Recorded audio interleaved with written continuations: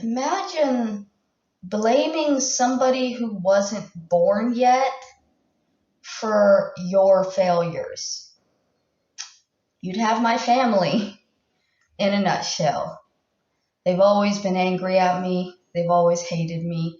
And now my aunt has risen to the level that she is quite literally blaming her failed marriages on me, even though at least one of them happened before I was born. Can't wait to figure out which failed marriage I'm responsible for when I never lived with my aunt. Never really knew her husbands. I knew one of them, the one whose wedding I was at. And I never spoke to him negatively about Kathy. I never told him to leave her. I never flat out told him she was on drugs, which I could have done. I never did any of that. I never did anything to sabotage her marriage to her last husband. Or I don't know, she might have gotten remarried again. I don't pay attention. The fat one, I was there for him. But I didn't do anything to cause him to leave you.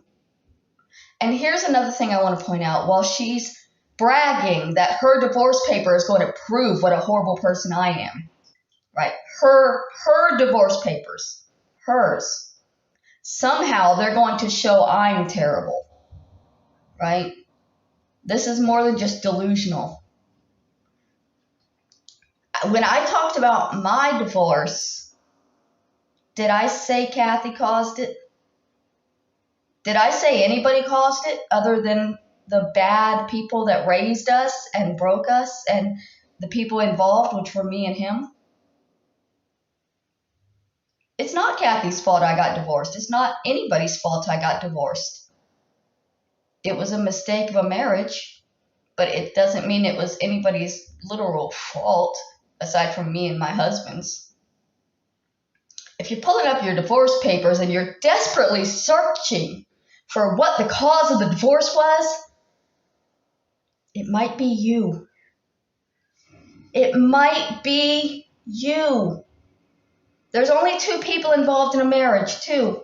You and your spouse.